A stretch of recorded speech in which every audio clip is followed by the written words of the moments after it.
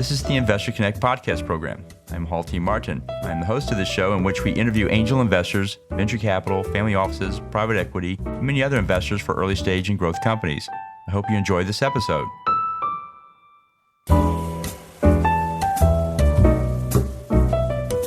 Hello, this is Hall Martin with Investor Connect. Today we're here with Ziad Moukheiber of Boston Harbor Angels. Ziad, thank you for joining us. Hi, Hall. How are you? Glad you can join us. So what was your background before investing in early stage companies? What did you do before this?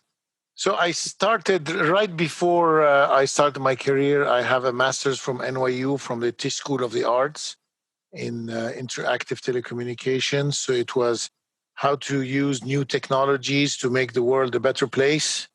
Then I went for around 18 years into IT services, and then finally landed in the world of early stage investing and never looked back. Love it. Oh, great. And so tell us more about your angel network, the Boston Harbor Angels. I've heard of them before, but for our audience, tell us more about it. So Boston Harbor Angels was founded around 2005. It is an angel investing group. We've been around for a while. We were ranked top 3 nationwide, and we are basically a group of angel investors, and we look at all kinds of early stage deals, and we pick the ones we like and we invest. Obviously, we have different structures and funds and vehicles. We are industry agnostic, so we invest in life sciences, all types of biotech, medical devices, digital healthcare, and then IT, and then non-IT. We just made an investment in canned wine. And so as long as we like the deals, we were in general focused on entrepreneurs. So we really have a very large portfolio of truly amazing entrepreneurs. And because we've been around for so long and had such great success, we even have repeat entrepreneurs come back after they had great success stories, and they come back to us because we have such a great relationship with them. They're actually become friends, and we really have a really nice community that we enjoy being part of. Oh, great. So I've started angel networks myself. They were the dinner club model back in the 2000s, starting around the same time you started Boston Harbor Angels. And I've seen the industry grow and change quite a bit. How do you see the industry evolving for angel groups and angel networks? Yeah, that's a great question because it definitely has evolved. So when the group was started by Mick Williams, who founded the group. And now I am the president and CEO. At the time, angel investing was just a group of people that wanted to help out entrepreneurs. And over the past, let's say, 20 years, the whole industry got structured. There's a trade organization called ACA. Investors become much, much more sophisticated. Check sizes grew. We are able now to do seed rounds, even sometimes A round. We can do what we call angel to exit deals, where angel groups basically fund companies all the way to the exit, where normally you expect that VC would come or multiple VCs would come to take the company further along. We also syndicate with family offices, smaller VCs. So the industry has become way more sophisticated and way more reliable. So there are hundreds of angel groups nationwide. We also collaborate with Canadian angel groups and other countries. I think the industry was at $23 billion worth of investment last year, something like that. So it truly went from helping out your neighbor, your nephew, whatever, to a standalone industry that can really make a big change. That's great. And so where do you see it going in the future in the next 10 years? What do you think the biggest change we'll see coming up? I think that the change is going to be in structuring the deals, because now, so angel groups and VCs are touching, right? So we in some cases work together. In some cases, we conflict a little bit. And the industry basically is evolving. Both sections are rethinking the way they invest. Angels usually, historically, they write checks, they forget them. So you get a big portfolio and you hope for some success. So now angels are thinking a little bit more like VCs, looking at more sophisticated deals, structuring them in a more sophisticated way, even in some hybrid ways, revenue sharing. And some VCs are thinking a little bit more like angels. And then you have also funds, angel funds that think like VCs but operate like angels. Great. And so, in your job today, what's the biggest challenge you face? Is it recruiting new investors? Is it finding deal flow? Is it structuring the deal? Where do you find the biggest challenge you're struggling with? So our group, we're lucky because of its location in Boston and because of its fame, we get really, really good deals through our deal flow and our network. The challenge for us, well, we have two challenges. So lately, the challenge has been valuations. So valuations the past, let's call it 5 years, have been going up and up and up and up. So that creates some challenges as you project forward to exit or even reverse from the exit to try to make sense of the numbers. So that's one challenge. And the other challenge is structuring the deals the right way. There's all kinds of new things. From the West Coast, we got safes. We're in Boston on the East Coast. We have the equivalent in convertible notes. You have the equity rounds. You have syndication. So there's structuring it the right way in order to have a healthy portfolio is the biggest challenge for us, because we're really lucky and blessed to have such an amazing deal flow and truly exceptional deals that come our way. Great. And so, tell us more about your investment thesis in the IT and life science sectors. What exactly are you guys looking for, and what companies fit that thesis? So one of our taglines is investing in people for a better world. So we always look for the truly amazing entrepreneur, and we have a formula that one of our members shared with us as an inside joke. We call it the Anmal's 5 H's, and I say hello to Anmal if he's listening. So the 5 H's are basically the criteria for entrepreneurs. You need someone who is humble. You need someone who's honest, who's hardworking, who's hungry, and who has a sense of humor. So we look for those true exceptional entrepreneurs who can actually take a company through the finish line, because obviously angels have to recirculate their funds to other deals. Otherwise, we can't keep going. And then also we look for entrepreneurs who really understand the relationship with investors, with boards, with advisors. So they understand what it means to take on investors' money, and then the multiple rounds and the whole process. So once we have that type of entrepreneur, then we look for a deal that's structured in a way we're comfortable with. We always say number one, we invest in companies, not in projects. We invest on the life science side, we invest in companies, not in science projects. On the non-science, on the IT or the products, we don't invest in products, we invest in companies. So you have to have some type of a structure, possibly a board. We like to have a team. Most companies have two co-founders. And then also we like big markets. We like also, obviously, like everybody else, disruptive technologies. One question we always ask is, how does your company make the world a better place? Because that's fundamentally what we want to do is make the world a better place through our investments. And so we love all the startups we invest in that are, I mean, you name it, we have cancer treatments. Now we just made an investment in a company called CytoAgents. They have a treatment for COVID. I mean, the list goes on the types of companies we invest in.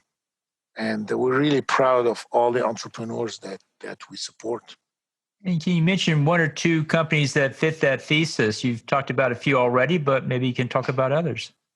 Oh, absolutely. So, in fact, we just published on our LinkedIn our 2020 Entrepreneurs to Watch. So, let me go through a short list.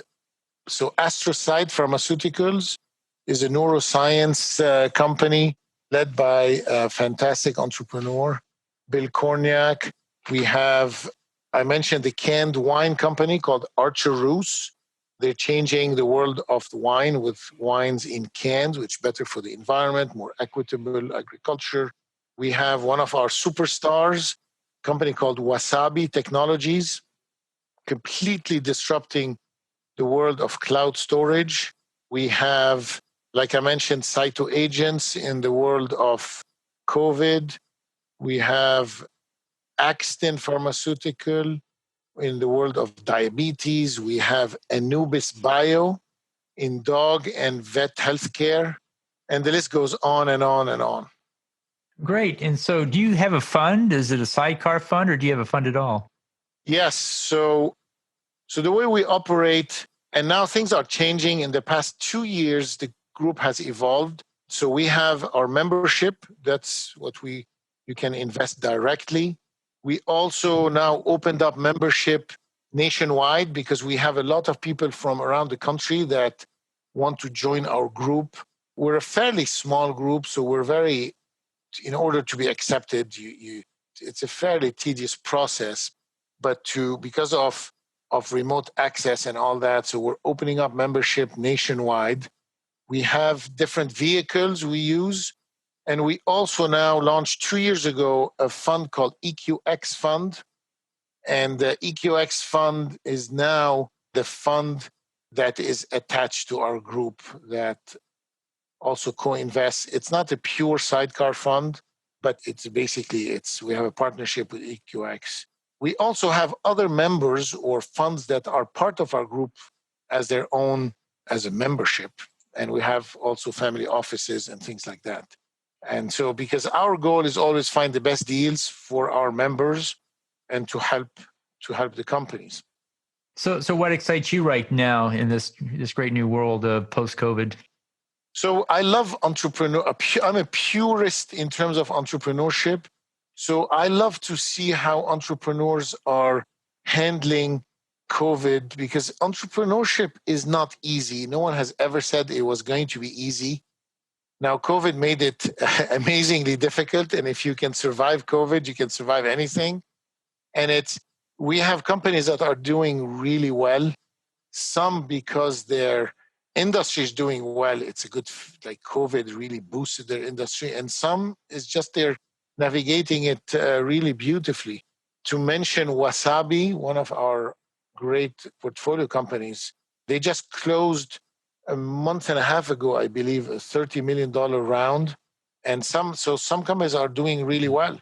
And it's a true pleasure to help entrepreneurs during this time, to help them creatively, and also to see them really be creative in how they survive this period, because this is entrepreneurship. As they say, the tourist entrepreneur is going to have a hard time these days. Also, the funding structures have changed, the funding risks have changed, and so on. Well, great. Well, you see quite a few investors and startups in this space and what you do. What's your advice for people investing in startups? What do you tell them to do before they write that first check? Before they write their first check, I always say, just take a step back. Whenever we have a new member, I usually have 1 or 2 meetings with a new member to explain, as long as if they are sophisticated investors, they've done it before, they know what they're up against, because our meetings are very exciting. And most people, once they attend the first meeting, they're ready to write checks. And I tell them, look, take your time. Number one, understand the mechanics. So you understand at what stage you're investing, because now we're looking at a lot of early stage deal, but we're also now accepting some later stage, where I tell them to understand the different investment vehicles. I also urge them to think in a portfolio fashion. Because good things could happen to bad companies, as they say, and bad things could happen to good companies. You can never predict what really is going to happen to one particular company. So you really need to have a portfolio, so there's some type of diversification you can do in terms of earlier stage, later stage. You can look at some companies whose revenues who are a bit de-risked or funding risk, have a portfolio approach to angel investing, and then also spend time with the entrepreneurs to get to know them, because these are the people you're going to support for many years, and they're going to need your help. Even though we urge people not to waste entrepreneurs' time, right? If you're an investor, that doesn't mean you're a great advisor. And don't get excited. Most angel investors, in a funny way, they always regret their first 2 to 3 investments. And because they rush, they get excited, they follow the wrong crowd, or they follow the wrong people, or they get enamored by the first 2, 3 deals. So I tell them also, keep your check size limited your first 2, 3 investments until you get the hang of things. And then pace yourself. That's another advice we've had from some sophisticated investors who've done it for many, many years. You have to have a plan as an investor. You should say, okay, I plan to invest 2 or 3 deals per year, and then stay on pace, be patient. We have such an amazing deal flow that we keep telling our members there's always another bus. If there's any doubt on a particular company, take your time and pace yourself. Also, keep that opportunistic funding source, because you could have great deals, and then one day you have an amazing deal that shows up. We've had one deal that was funded in the room on a show of hands, maximize the whole allocation that day. And so you always say every year, it's like one more. And if let's say your spouse is your checks and balance, or you have someone, or you have a bunch of friends where you say, okay, well, I'm going to pace myself, or have someone vote with me to say, okay, are we going to invest? And then you end up saying, okay, one more. It's addictive. I've had many members come to me and say, this year I'm only going to do 3. And then by the end of the year, they've done 5. And it's like, yeah, I couldn't pass out. This was such a great company, or great entrepreneur. Well, that's great. That's great. So on the other side of that table, what do you tell startups to do before they go out to raise that first investment round? And I do a lot of coaching, mentoring. That's probably one of my favorite things to do, is to help the startups, the entrepreneur. I tell them, number one, take your time and get to know the industry. So attend meetings. We allow guests to our meetings. So whenever we have startups we're mentoring, or friends, we tell them, come sit on a meeting. It's virtual lately, but you can just sit and watch.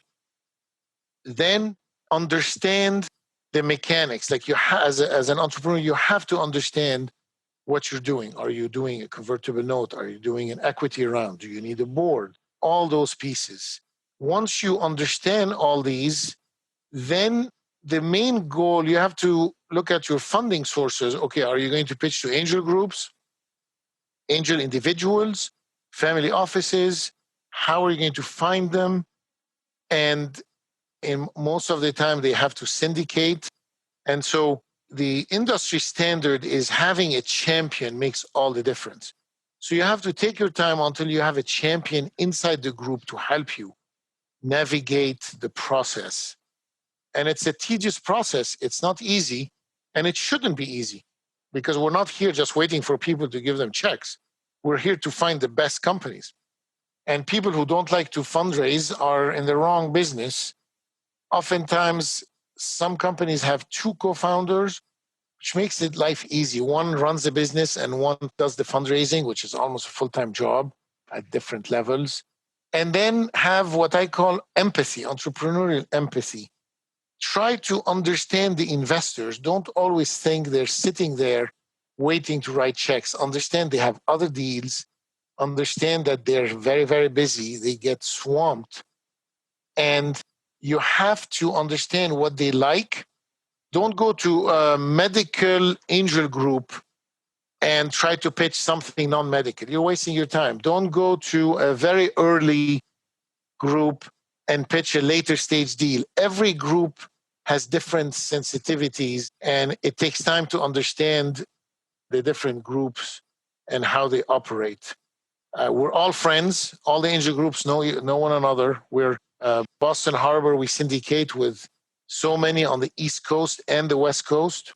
Don't try to hide information from one because it comes out in 2 seconds if you've been turned down by a group and you don't mention it. And then finally, the pitch.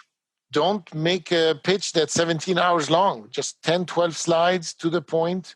I always say a pitch presentation is done when you're done taking information out of it. And finally, know your audience. Don't pitch a highly scientific pitch to a room that does not have many scientific people in the room. Make it simpler and tell a story. We love stories. I always say the shortest distance between an entrepreneur and an investor is a story. So tell us a story so we remember you after we've seen all these startups, and then work your way through the process. Don't try to close quickly we've had situations where people pitch and say, okay, who's interested? No one's going to write you a check right there. It's a process. Understand due diligence. Be prepared ahead of time. Have your information ready, your deal room ready, so you answer questions as they come up. Well, that's great advice for both the investor and the startup. In the last few minutes that we have here, what else should we cover that we haven't? Well, what we really love is making the world a better place, truly one investment at a time.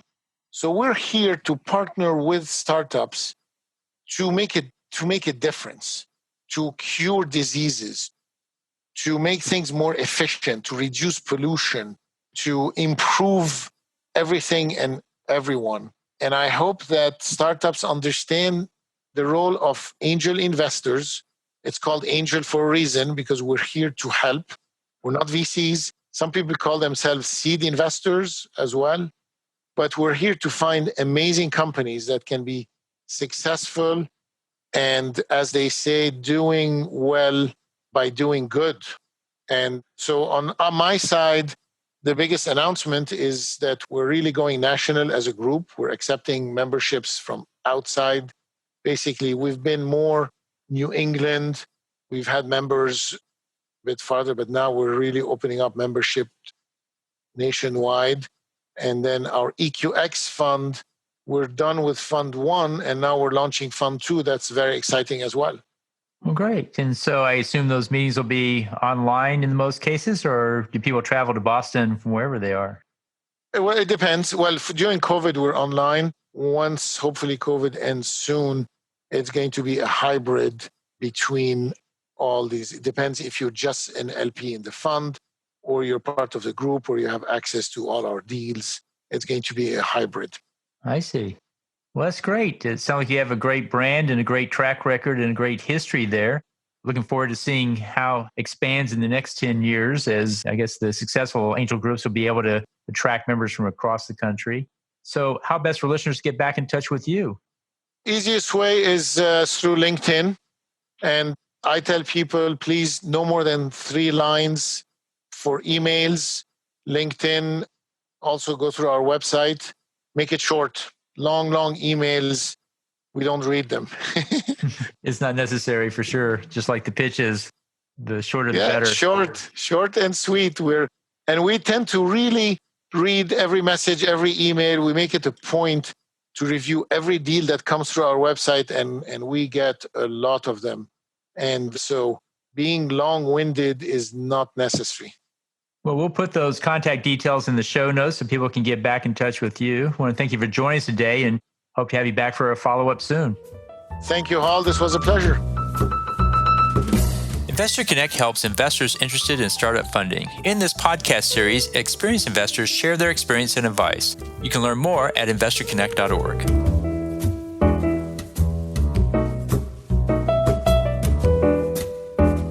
Paul T. Martin is the director of Investor Connect, which is a 501c3 nonprofit dedicated to the education of investors for early stage funding.